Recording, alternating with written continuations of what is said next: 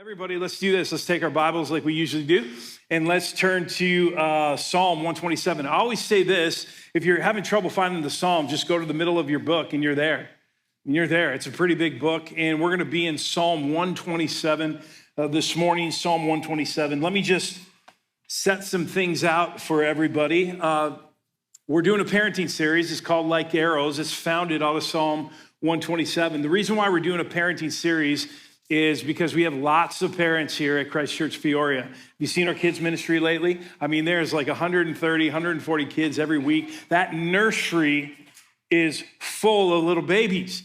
And I've had parents, younger parents, come up to me, hey, is there going to be a parenting conference, or do we have a parenting study or parenting, and we need help with parenting? And I love that. I love that. Not to mention, the guy that's transitioning off our staff, Francois, came up to me just a few weeks ago and said, hey, have you ever thought about doing a parenting series?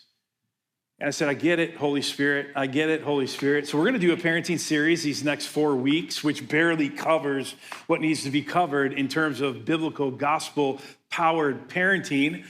We're going to be doing a series in the middle of the summer called 7 Letters. To be honest, I forget what I named the series, but it's the state of the churches. It's about the 7 churches in Revelation. These 4 weeks, we're going to center in on what it means to be a godly parent.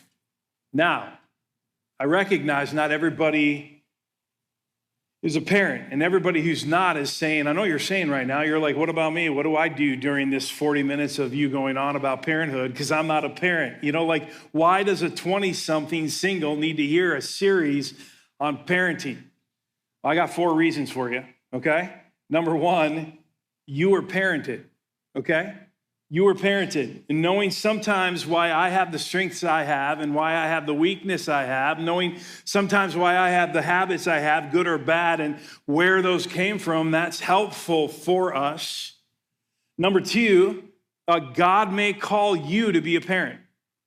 The reality of it is people who can have parents, the percentage of parents is up to 89.615% of parents who can, people who can have parents. So chances are some of you in here who are not parents will be parents by God's grace someday, whether it be through normal birthing circumstances or through fostering or adoption or what have you. Number 3, God has called us all into the discipling process. So we're disciples, right? We love and trust Jesus. We are disciples of Jesus, but disciples make disciples. And though you are not a parent, you are receiving some valuable biblical information on parenting that you can pass on to the loved ones around you, to parents who are around you who need to know the truth.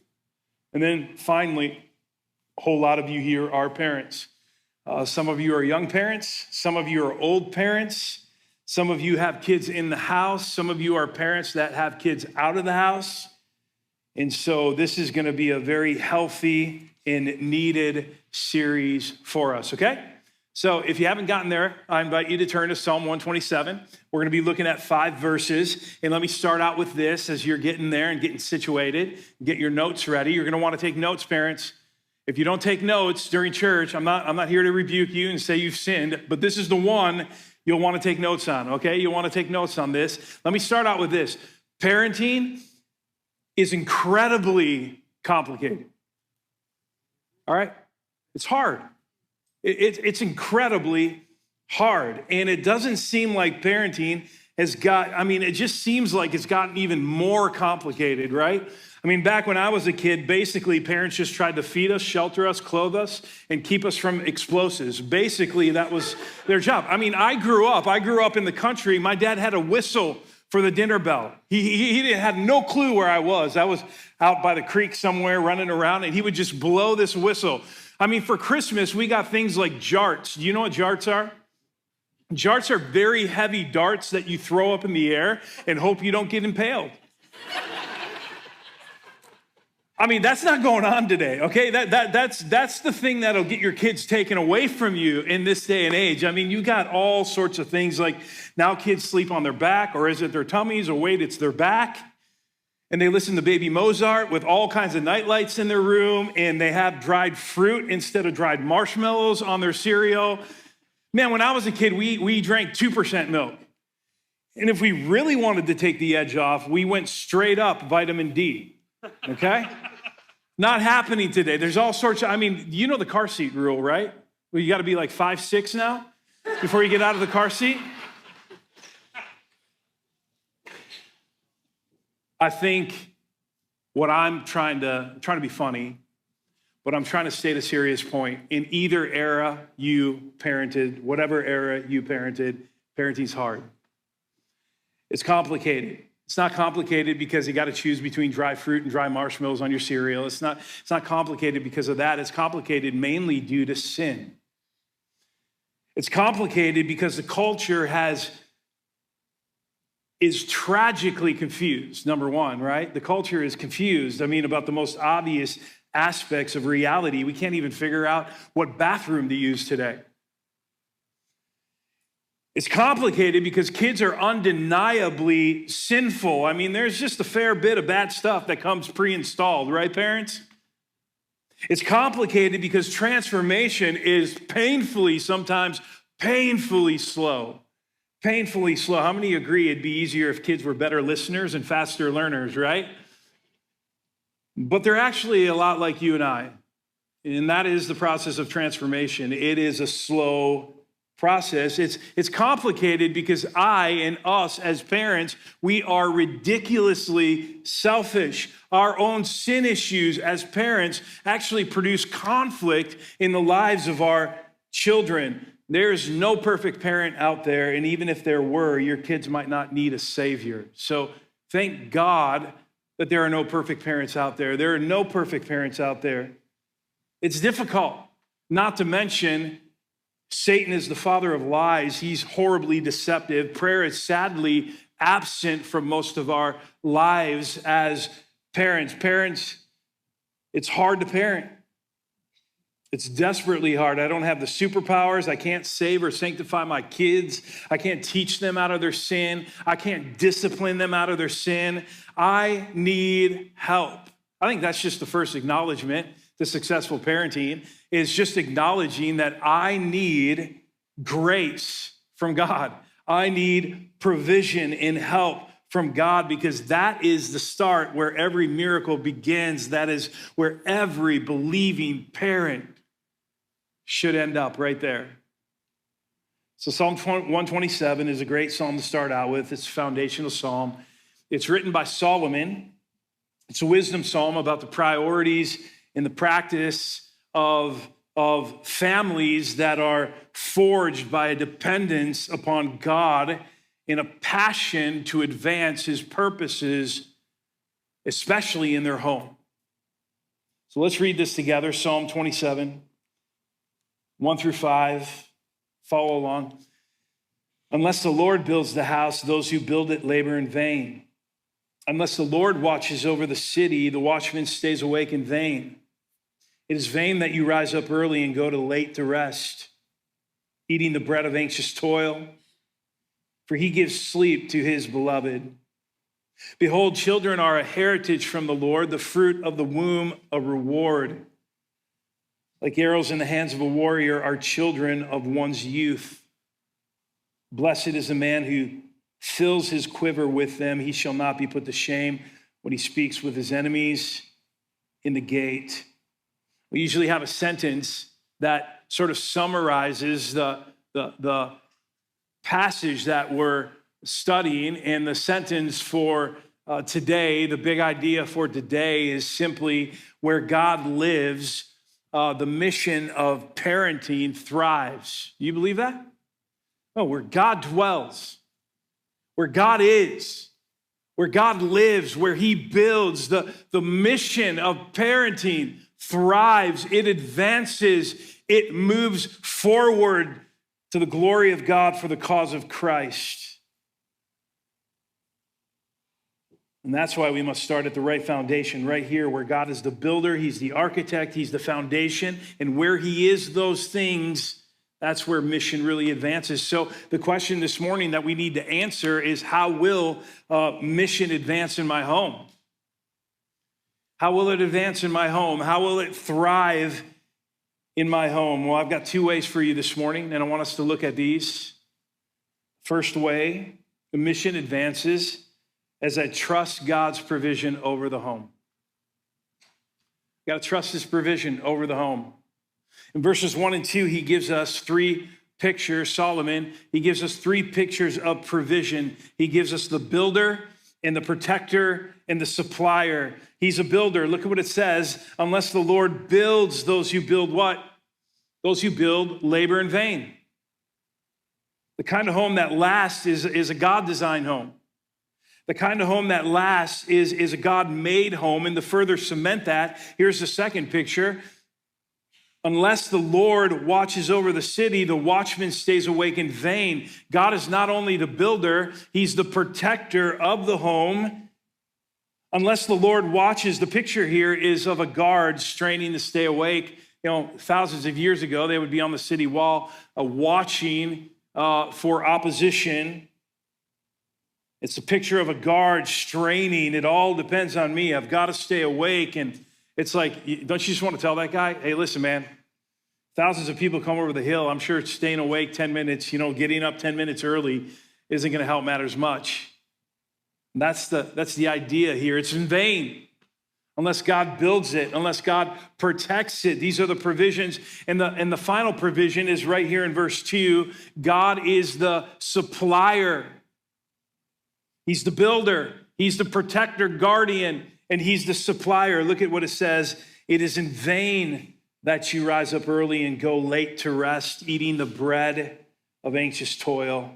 Going, as if it all depended on me. It's in vain. I love this. For he gives sleep to his beloved. Now, in those two verses, what's the repeated word throughout these two verses? It's the word vain. 3 times in 2 verses. Vain, vain, vain. That word vain means wasted. It means useless. It means without result. My daughter Macy, she is graduating next week, next Thursday. A chapter ends in her life, a new chapter begins. We're celebrating. It's a huge, huge milestone for her. And she's almost 18, but she still wants to arm wrestle dad once in a while. And randomly, she'll come up to me, come on, Dad, let's arm wrestle. And I'm like, you want some of this? Really? You want to arm wrestle? And what do you think? Who do you think is going to win? You're going to get kicked out of the church if you say Macy. I'm kidding. I'm joking. Who do you think is going to win that fight, right? I mean, it's vain for her. It's like useless for her to try to arm wrestle me. She arm wrestles with me. I'm like, put both hands and use your body, and I still win. And this is what this is talking about. The point is that all our striving, all our building, all our going is wasted unless it's plugged into God's provision for the home. I love it. When plugged in, we can, what does it say at the end of verse 2? We can sleep. The idea here is peace. It's rest. It's the farmer in Mark chapter 4 who plants, who tills and plants, and then what does Jesus say? He goes to sleep.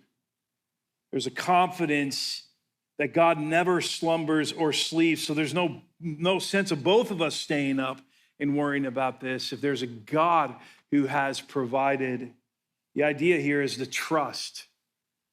Do you trust God for your parenting? Do you trust his provision?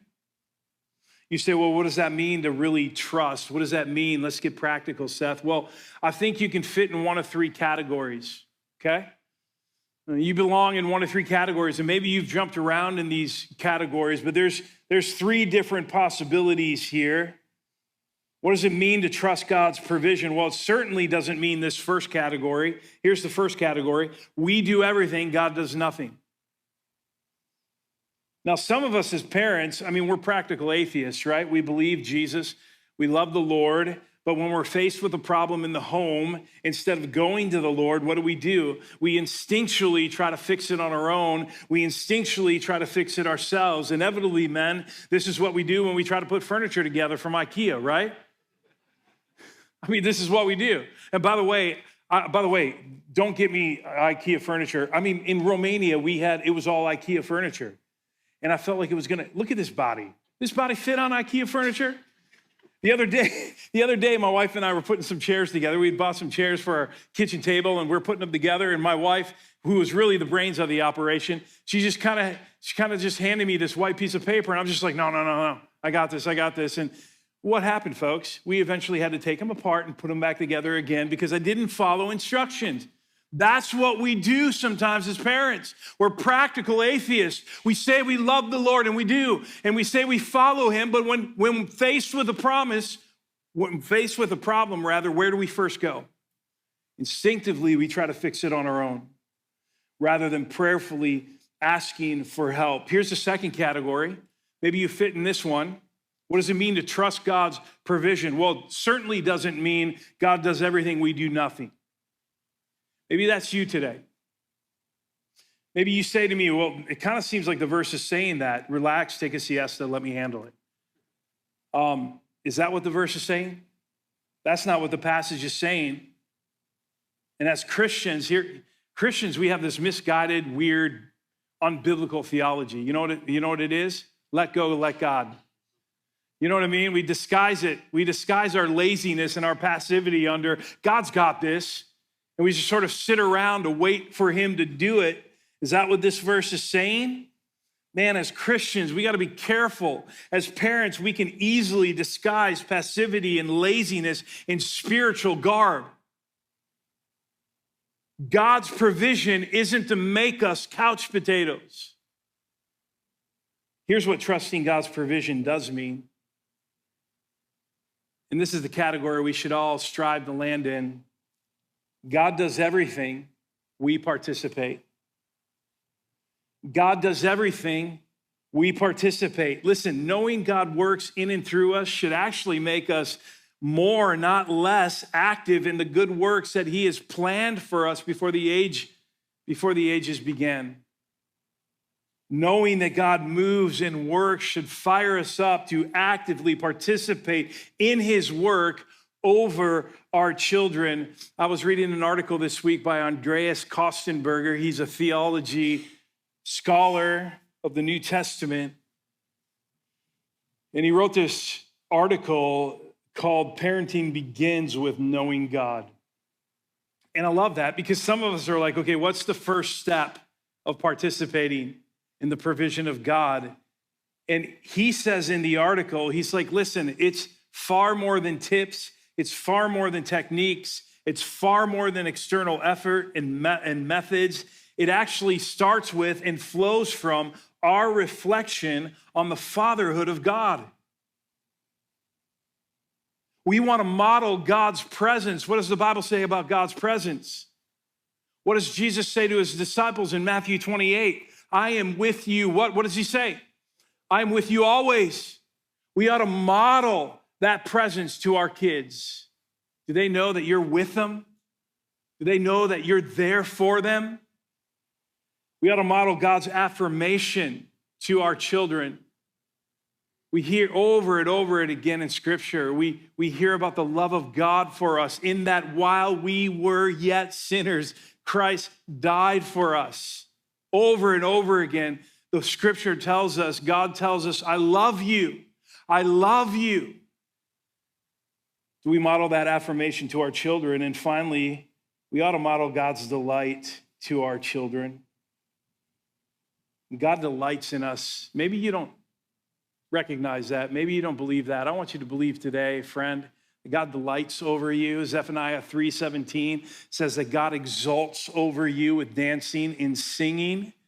God delights in you. Man, your children ought to feel that. Are you reflecting God's delight to you towards your children?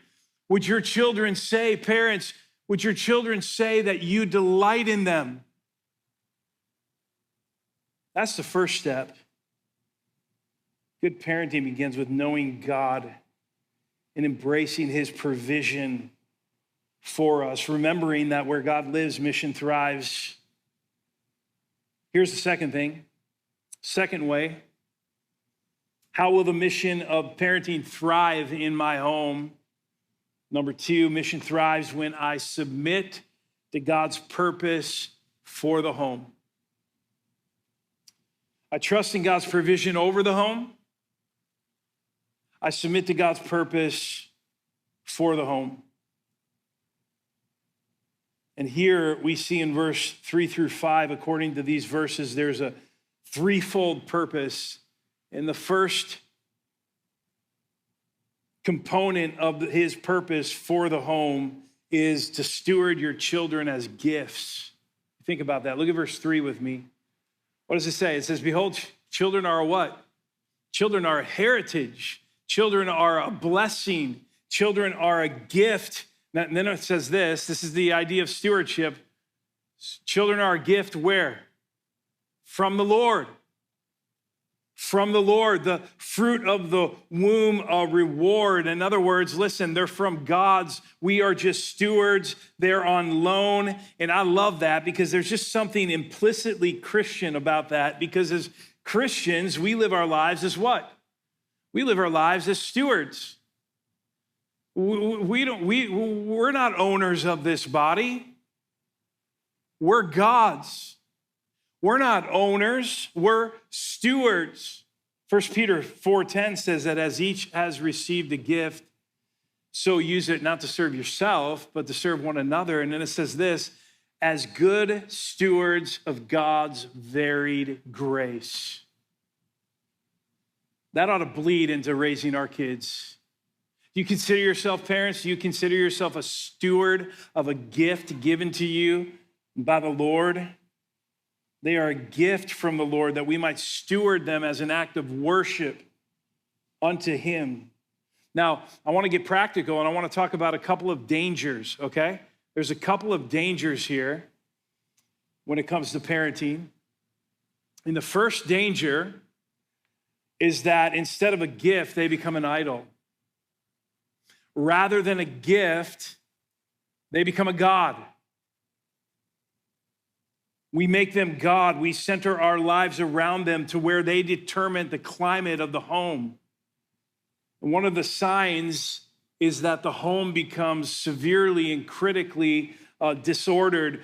Kids take this top spot and everything else gets sacrificed. Kids become the king of the throne. We put the kids on the throne and our marriage is sacrificed and our relationship with Jesus is sacrificed. And I've met many who have come to me and said, hey man, I'm not a great husband, but I'm a darn good dad. I'm not a great wife, but I've got some mommy skills. What's the problem with that? Kids begin to run everything. And when the inmates run the asylum, what happens? Chaos. Chaos. Chaos on your relationship with the Lord, chaos on your relationship to your marriage. And that is the tendency. That is the tendency today to exalt kids to a place where they never should belong. They don't belong in the top spot. Jesus belongs in the top spot.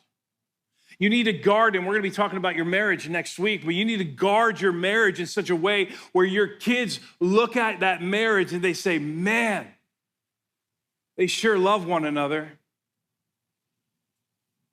But sometimes kids become an idol, not a gift. That's danger number one. Danger number two is this, and it could be passively or actively. They become a burden, not a blessing. A God, not a gift, and a burden, not a blessing. Now let's just be honest. Kids are burdened sometimes, right? There's some burden stuff going on. I mean, parenting is demanding. They cost a lot of money. They scream a lot. They have fluids coming out of every hole like a sprinkler. Let's just be honest. You get into junior high and high school, and it's just like, I need more money. I need more money. I need more money.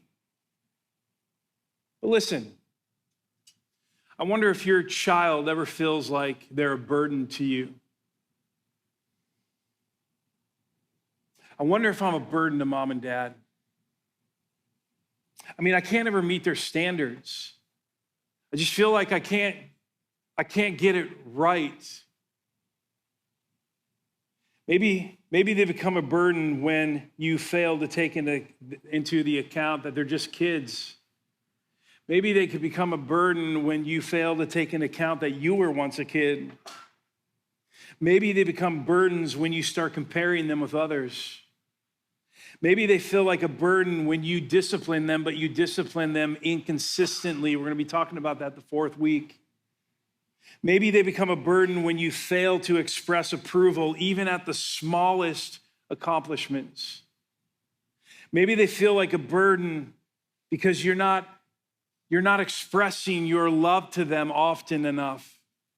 Maybe they feel like a burden because you're disciplining them for reasons other than willful disobedience and defiance. Maybe they feel like a burden because you're pressuring them to pursue your goals, but not their own. That's actively.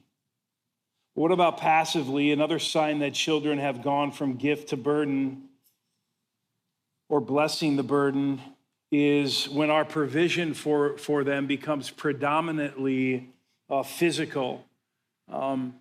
We pay the bills, we shelter them, we feed them, but we don't come armed with the gospel to invest in them emotionally.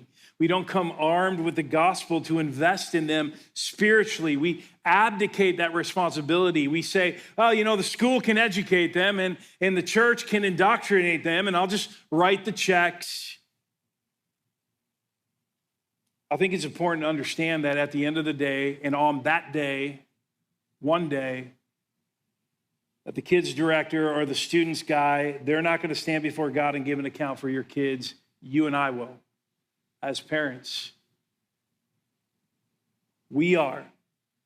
And that responsibility of discipleship falls on us first. So part of the evidence that we're seeing them as a gift is that we are actually taking responsibility for those things. We're nurturing those things. They're not a burden. They're a blessing. As hard as it is sometimes, and as demanding as parenthood is, it is a blessing and a joy to walk through those difficulties with our kids because they're gifts and we're stewards. That's the first of the threefold purpose. Here's the second. Submitting to God's purpose also includes shaping your children as weapons, shaping them as weapons. They are weapons. Don't you love that? Yeah, I love that because I like war stuff, okay? I like the fact that my kid's a weapon. My kid's a weapon. He's a weapon. She's a weapon. Look at what it says in verse 4. Like arrows in the hands of a warrior are children's of one's youth. Blessed is the man whose quiver is full of them. You ever thought about that? Children are meant to be weapons, pointed and aimed and propelled at the enemy's hosts. They're intended to be crafted. They're intended to be pointed like arrows, propelled like arrows, purposeful like arrows to hit the intended target. One of my favorite missionaries of all time, in fact, he probably is. His name is Jim Elliot. Jim Elliot went to Wheaton College. That's like the Ivy League of Christian schools, or it used to be. And he was like the golden child of Wheaton College. Like he was going to go and people expected big things. He's going to plant this big church and he's going to be the voice of the nation and he'll speak at conferences and all these things. And God called him to the mission field in South America. In fact, in the fall of 1955, Jim Elliot and 4 other missionaries made contact with a Stone Age tribe in the jungles of Ecuador. And on January 8th, 1956, a little over a year after he arrived, after several positive attempts to reach this tribe, all 5 of those missionaries one day were ambushed and speared to death in the jungles of Ecuador. On his way to South America, Jim Elliot wrote a note to his parents that we have since gotten to read about his decision to be a missionary. I wanted to read this to you. This is a quote directly from Jim Elliot writing to his parents. He says this: "I do not wonder that you were saddened at the word of my going to South America. But remember how the psalmist described children. He said that they were as a heritage, and that every man should be blessed, should be happy, who had his quiver full of them. And what is a quiver full of but arrows? And what are arrows for but to shoot? And this is what he wrote his parents in conclusion.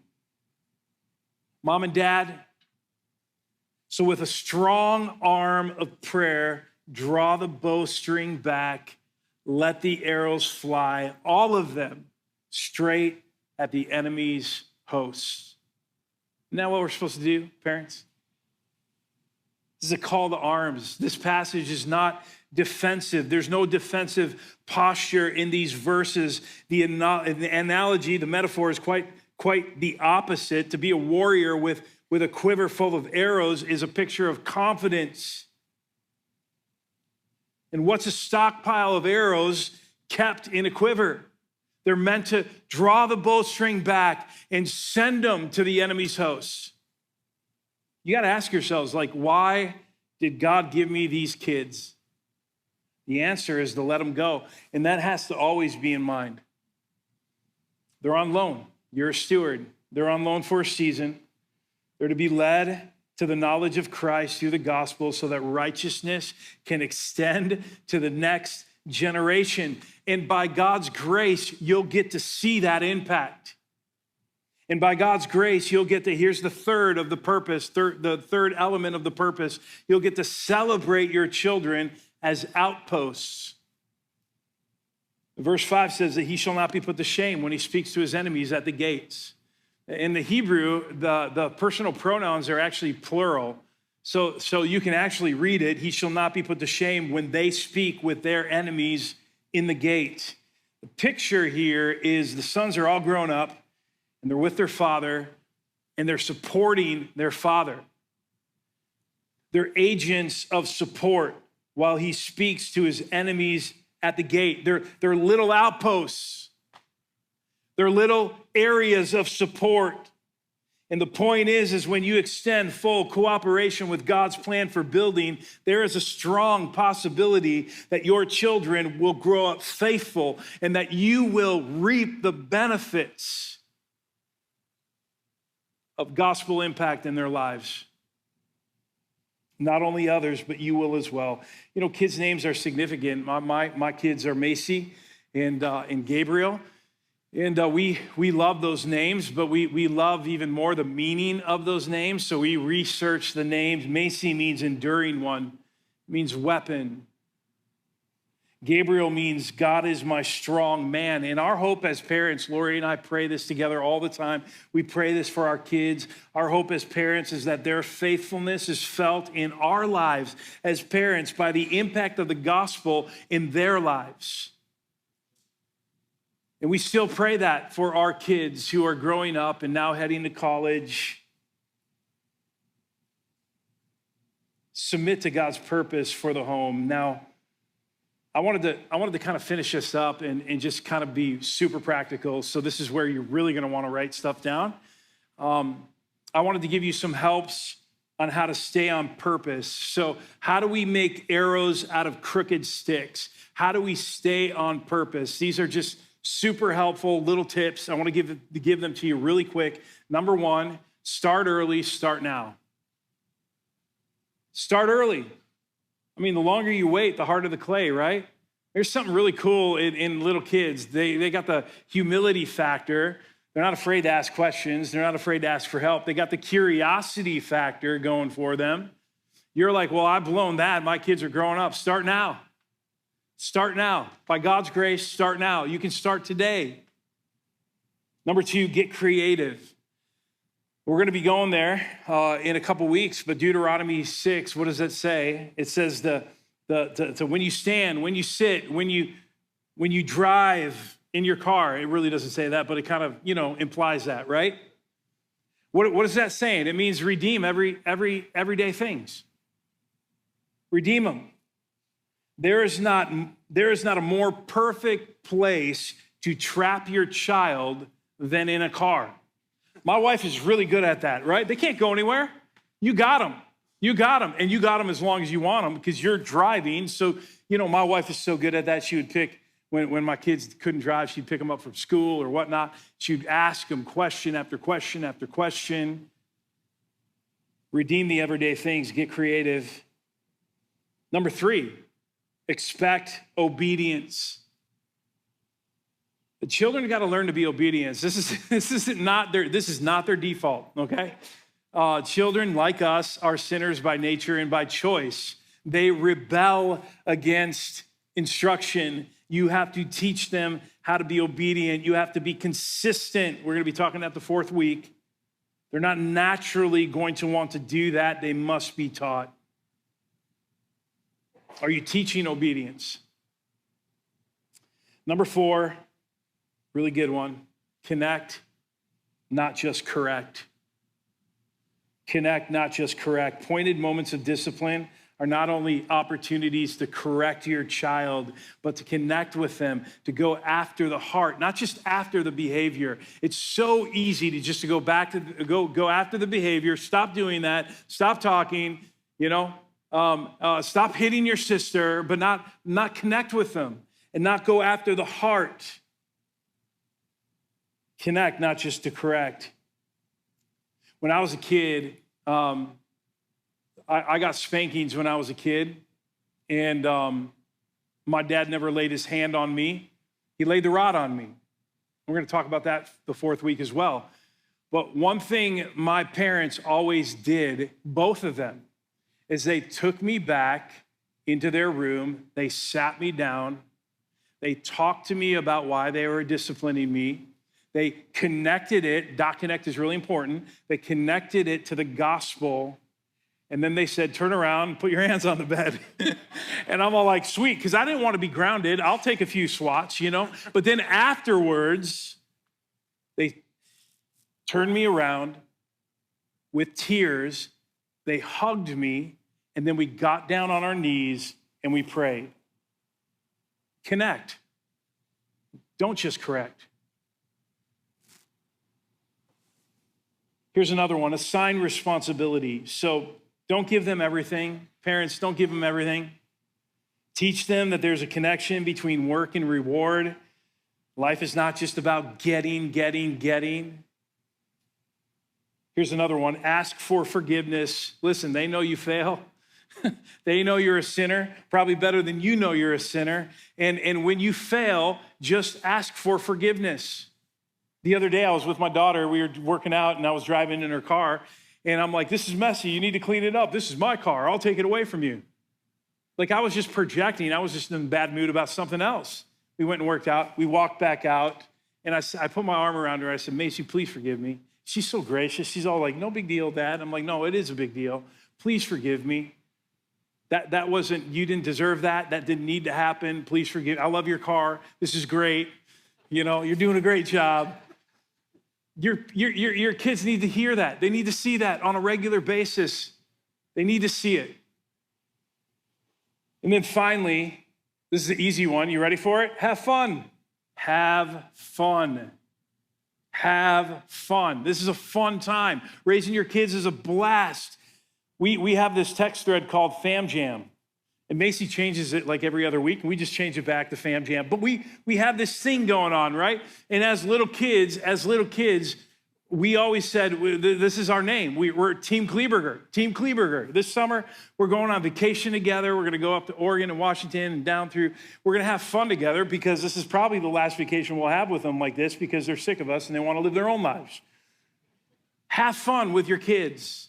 Have fun. Where God lives, the mission of parenting thrives. And I'm telling you, there's nothing more important in your life than being one of God's tools to shape a little human soul. And God never calls you to a task without giving you what you need. So here's the learning to live real quick. Join in. In other words, who's the builder of my life? Maybe you're sitting here today and you're like, man, I'm not even in a right place with the Lord. I don't even know the Lord. Well, this is your opportunity today. He sent his son to die for you, who rose again over your sin, that if you embrace him, he will become the builder of your life and the builder of your home. Join in. Christians in here who have embraced Jesus but haven't really joined in the process of building with Christ. Now's the chance. Start today. Join in. Number 2, step up. Identify those areas, right? Those areas of parenting where I've been lacking, where I've been lazy, where I've been passive, where I've not inserted the truth. Just confess those. Talk with your spouse and come up with a plan on how to step up, and finally send out. That is the objective. Not to keep your children in your nice little bubble so they can be successful and safe, but your job is to shape them and sharpen them and send them out. How are you doing that? How are you preparing for that?